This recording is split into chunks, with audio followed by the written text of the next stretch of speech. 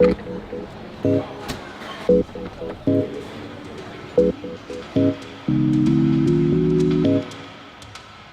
Nick Richards, I'm a videographer. I go under the name Hyper.Lapse on Instagram for when I make Hyper.Lapses. I tried it out last year when I was away on a trip because I was going to like a round the world trip and some incredible locations, and so I'll give it a go. I've got a tripod here, I've got my 5D, I can shoot time lapses with it, might as well try a Hyper.Lapse. And I kind of had the technique in mind. I thought, you know, I've seen tutorials and how it's done. It didn't seem too difficult to do, so yeah, I gave it a crack and it actually worked out quite well. I don't know, the whole process is quite fun. Like, for me it's kind of therapeutic.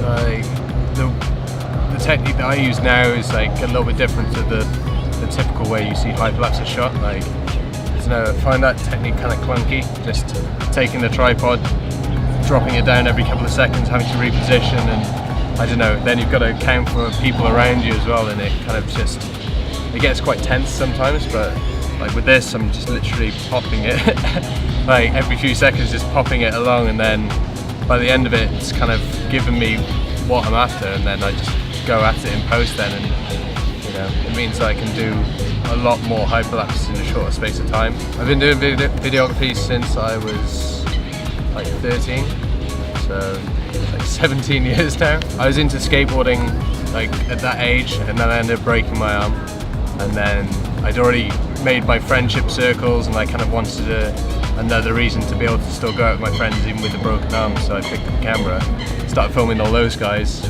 like had no clue of what I was doing, and then, you know, after watching skate videos and stuff, you get to appreciate what the people have done to create those videos, then you kind of feel like you want to make it for yourself.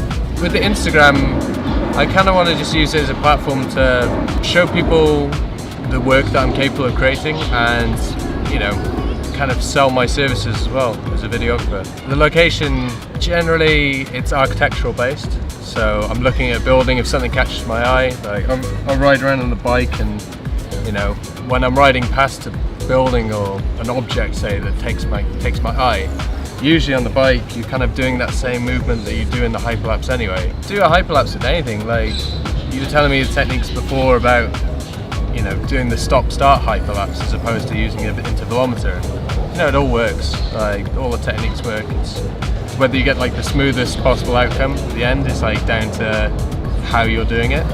But I don't know, equipment's like not the most necessary thing, because obviously if you got an iPhone, there's like time-lapse and Hyper.Lapse features on those you can use too.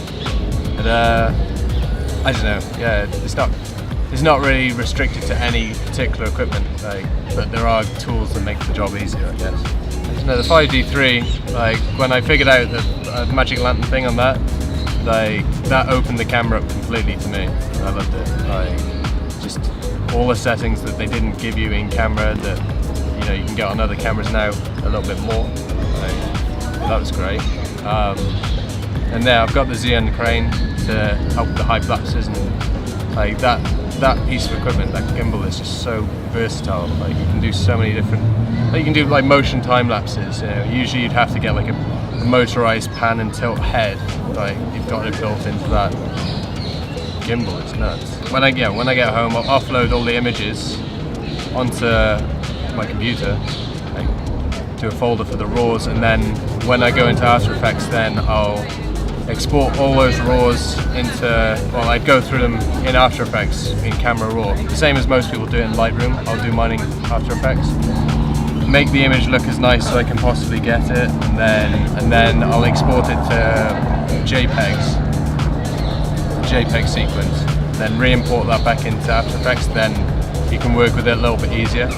Like, say you want to do stabilization in After Effects. Yeah, there's like techniques to Hyper.Lapses like that you might not necessarily think of, and then when you go to do it, it's all a bit of a trial and error process. But like when you're doing a Hyper.Lapse, for example, it's quite good to have like a set path, know exactly what your point A to point B is going to be, how it might look in between, and whether or not anything's going to enter the frame, like, that's actually fixed.